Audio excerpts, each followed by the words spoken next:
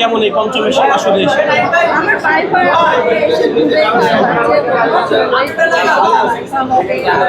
আমার একটা প্ল্যানিং থাকে কোন ড্রেসটা পরে যাবো, সেটাই আমরা করেছি। মিলন মেলা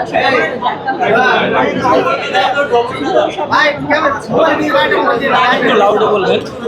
বর্তমানে আসলে কি কাজ নিয়ে ব্যস্ত আছেন, আর ঈদে আসলে আপনাকে কোনো ভিন্ন রূপে দেখতে পাবো কিনা? ঈদে আমি নাটক করছি, সো এবার ঈদে আমার নাটক দেখতে হবে। মারিয়ালিন সবসময় লাল পরে কেন? মারিয়ামিনের রেড অনেক পছন্দ, আর রেড করলে আমার অনেক সুন্দর লাগে।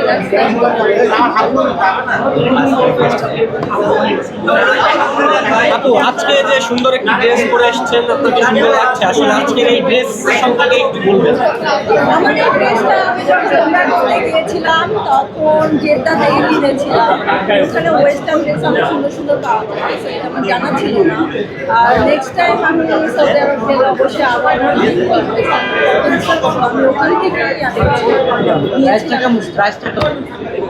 প্রাইসটা বেশি না।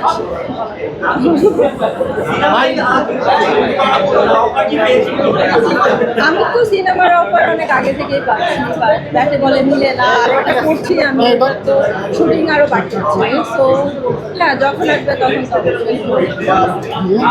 সিদ্দিক ভাই তো সারা পাইছে, এখন সারা পাওয়ার পর তো দামি হয়ে গেছে।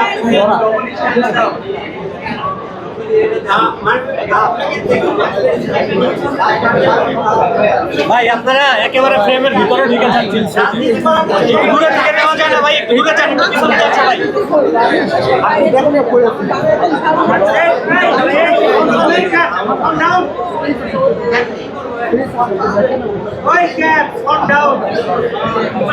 আপু, সিনেমার অনেক অফার পাচ্ছেন, আপনি বললেন এইমাত্র। আসলে আপনি সিনেমাটি করছেন না কেন? আপনি কি বড় পর্দায় যেতে চান না, নাকি আপনার গল্প পছন্দ হয় না? সেই বিষয়ে একটু বিস্তারিত জানতে চাই। অনেক সময় গল্প পছন্দ হয় না, অনেক সময় হিরো পছন্দ হয় না, সো ব্যাকে বলে মিলে না। আর আমি একটা করছি, আমি সিনেমা করবো না এটা কিন্তু আমি বলছি, আমি এটা করছি, আমার শুটিং এখন বাকি।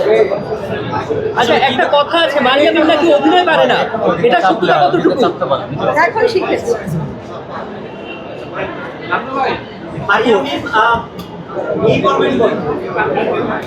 আমি বিয়ে করব আসলে জানি না। আমি যখন